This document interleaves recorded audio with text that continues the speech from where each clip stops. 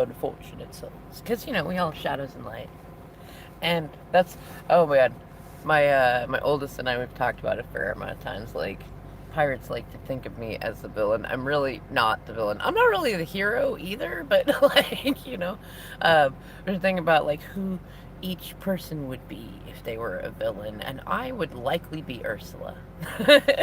And mostly because of that song. I have great empathy for everybody. Like, that's probably what annoys the pirates the most about me, is that they'll be like, "Well, the children." I'm like, the kids learn from us adults," and they're like, they're so offended, and it's like, "Well, I'm having a hard time with my life," and I'm like, "Therapy would be great," and they're like, like, you should go drive off a cliff," and it's like, what, or. What's my work is horrible. It's horrible. It just treats me horrible. I'm like, well, why don't you work a job that you really, really like?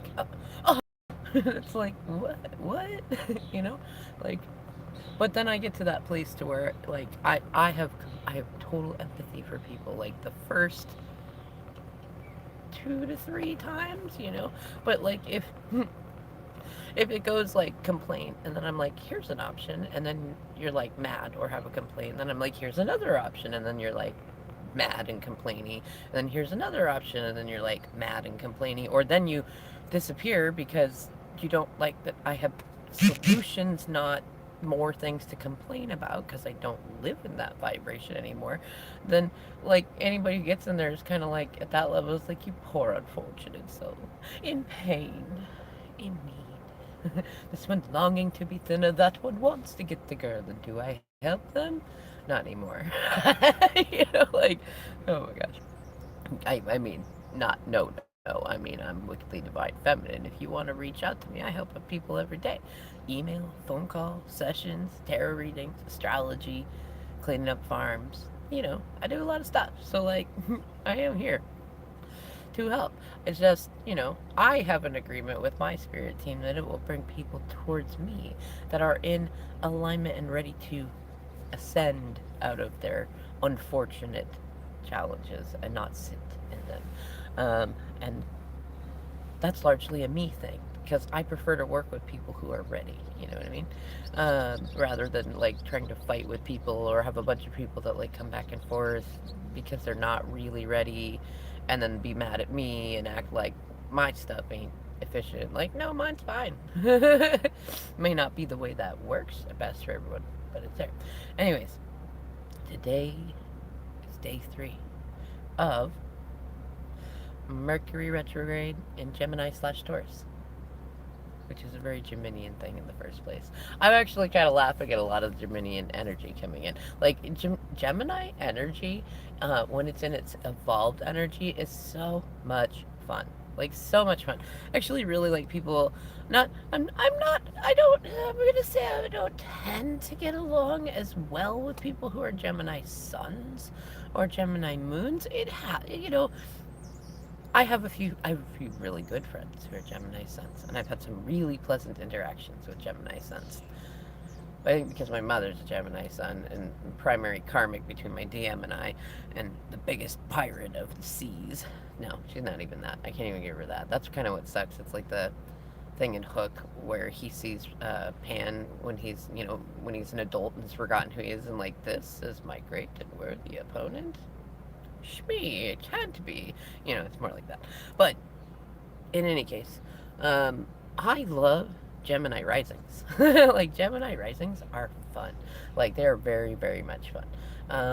But Gemini energy in general, like, no matter where it's in your chart, especially if it's in those big 3, like, you'd be very erudite and have a lot of, like, fun with intelligence. You know what I mean? When it's in its evolved energy. And it is very much about the inner child. It's only the 3rd house in the chart too. So like, there's a lot of that energy going on. It's also like when I think of a house, or like a castle if you want. I think of the dining room when I think of Gemini and the third house, which is where like siblings and close family and nearby travel and things like that.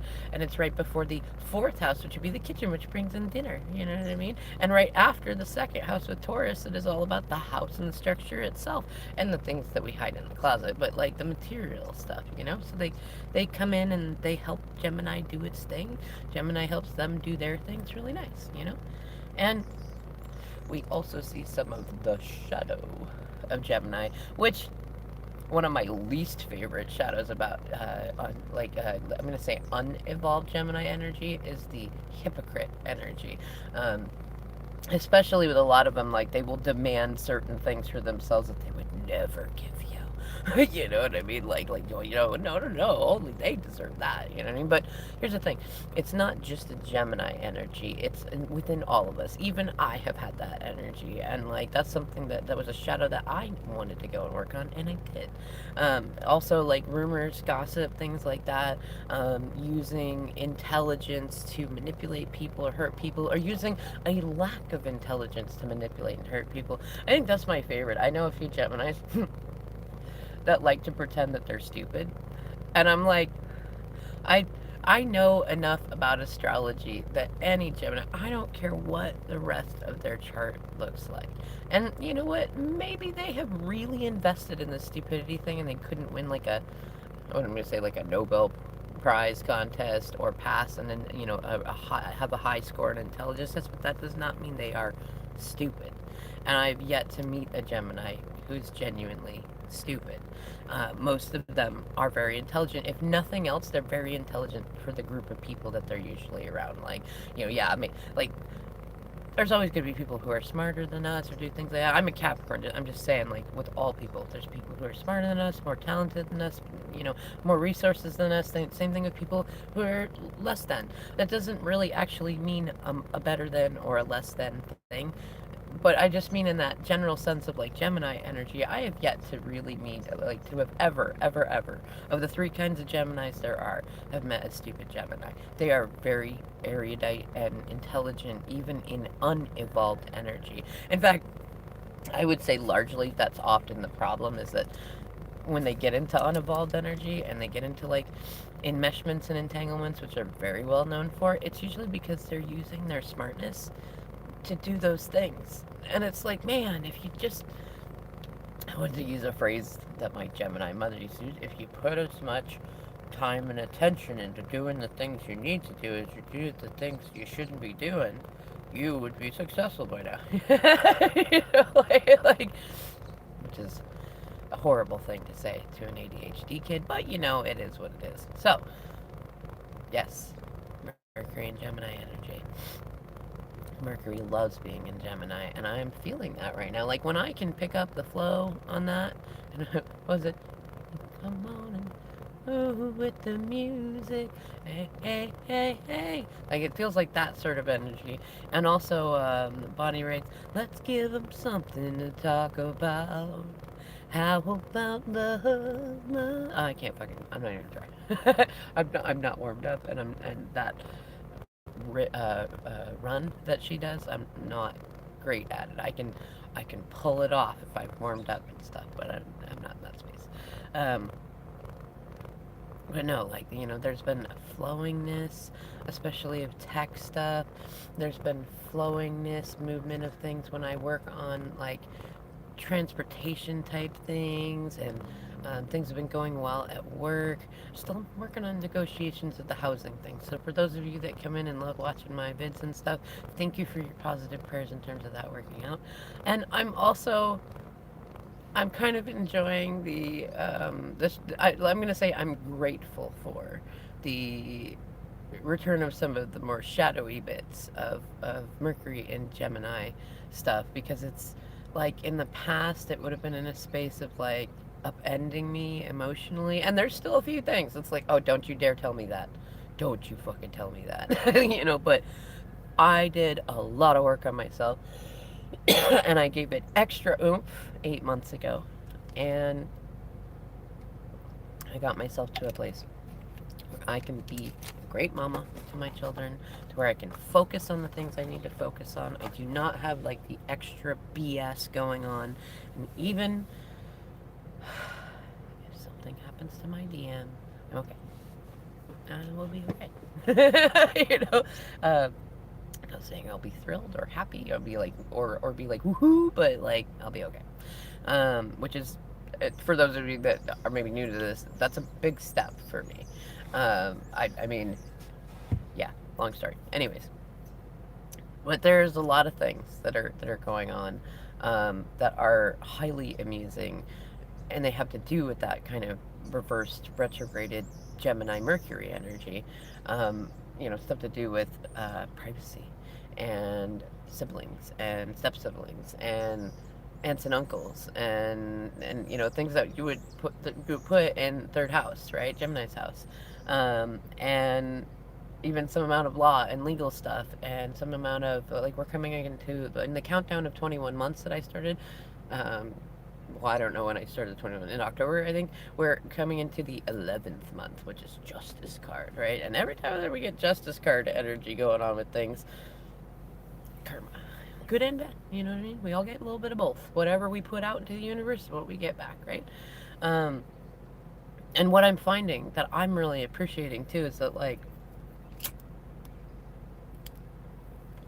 Spirit has me prepared.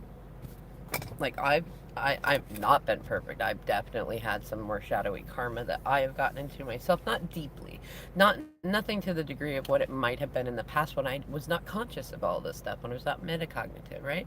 So like now it's in a space of like, okay, like I can see stuff that I've done. Most of it was either intentionally and so I already own it, or I could see it and go, okay, yeah, like I'm not gonna capitulate about that. That was me. You know what I mean? It's like in the movie Liar Liar when he gets out of the elevator and he can't lie, so he farted in there. He's like, it was me, like kind of like that. Like sometimes we fart, okay, like I'm not ashamed, and but there's definitely like revisiting of various things. Not so much a return of the X's, but more like a return on certain topics. And what I've what I've learned from former Mercury retrogrades is the sandbox aspect, which I explained in the last video. Kind of like a Minecraft sandbox. So it's like, oh, okay. So this is day 3. Mercury retrograde, and it's like, what do I want to put in the sandbox? Like, do I want to bring in all this old stuff from what was before? Do I want to keep working on it until either it's resolved or it's, we're all like, okay, we're done with this stuff, let's move on. Which, at this point, it's almost a second would be preferable, but some people just have a hard time moving on from shit, Like, all right, hey, if you want to talk about it, I have no problem with that, but either we talk about it or move the fuck on about it. Like, whatever it is.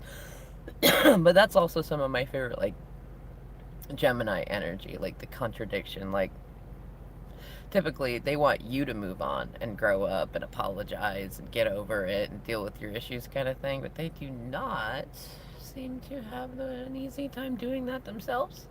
Especially when they're in unevolved energy. Not that we don't all have that problem at time to time, but it definitely is a life theme and a karmic theme of most Gemini suns, especially, and Gemini moons, because that can make a really hard angle on the moon for a person. And I know a few Gemini moons, and let's just say that anybody else that I've ever talked to that knows astrology in depth, whenever they see someone with a Gemini moon, it's kind of like, ooh, what? Back away, run away, Run, Forrest, run. Anyways, same with Cancer moons, which is really funny. Like, not all Cancer moons are like that, but a fair amount of them. Not as many as Gemini moons, but definitely a fair amount of them. It's like, oh boy, you would think that it would be a great placement because Cancer is ruled by the moon, but it's like from the, what is it, the polar bear princess or the polar bear king, where they're like, too much evil destroys evil. But it's like, even that, too much good can also, like, it can't destroy good, but it's like that, and you end up like being in a blissed out sort of unrealistic space, you know what I mean? So like, and because Cancer and the moon are so changeable, and then it gives like double energy to being influenced by the actual moon, I don't know how to put it other than even if a person never gets diagnosed, people probably think that they have a large amount of emotional problems, even if they're just fine. Like, and the same thing with Gemini moon, except for it's a harder angle because Gemini is ruled by Mercury, and while the moon is like, I mean, all set in Mercury in Gemini, it does not really like that. Mercury is an air sign. It's more about the erudite and the intellectual and the logical, and the moon is absolutely 100% considered water element and all about the emotions. So moon in Gemini is, you know, um, I know. So there's a lot of that energy going on. It's a lot of. I feel like I've gotten myself into a fairly good space, like where it's like, I mean, it's not yet perfect, and you know what? It ain't ever gonna be perfect because I don't want it to be perfect. I want it to be imperfectly perfect. I want it to be interesting. I want it to be secure. I want it to be abundant. I want it to be. I want to say rooted, rooted. Rooted. You know. My DM once said it's time to lay down roots. And I knew he was full of shit in terms of being ready to do that at the time. For real, anyways. But I liked the idea of that because that's what I, as a Capricorn, had been trying to do for a while. And I feel like I've got myself into a space where there might be a few more obstacles to kind of wait out, communicate about, navigate, grow through, or up or around, or something like that. But I feel for the most part that what I'd like to see and what I want and things like that are either here or on their way, and I can see most of them, and I like that. It's especially good to feel that way in a Mercury retrograde. And then also, apparently, pirates do not like being referred to as pirates, which I think is fun because, I mean, for one, I could have thought of a lot of different things to call them, and I thought pirates was fairly kind. But you know, maybe that's what it is. It's not the return of the X's, it's the return of the pirates. Ooh. And also, pirate resistance parties. Say my youngest, his friend is having a party that's called that. It was a great synchronicity, but I'm thinking, like, that feels like maybe I'll do a video later. Maybe that's part of the energy of this Mercury retrograde in Gemini Taurus. Pirate resistance parties. Right. I love you all. I am going to enjoy my day and probably do another few videos. I've been trying to build back up to doing tarot videos again because I love them. I don't know. The energy's been weird there. A lot of it's been like, do a DM reading, do a DF reading, do stuff like this, and then, no, it's not time yet. The karmics are still stalking you, and they might gain more from that than we want them to have right now, so please wait. And I'm like, all right. Like, whatever. All right. Again, I love you all. Have a wonderful day. Mwah.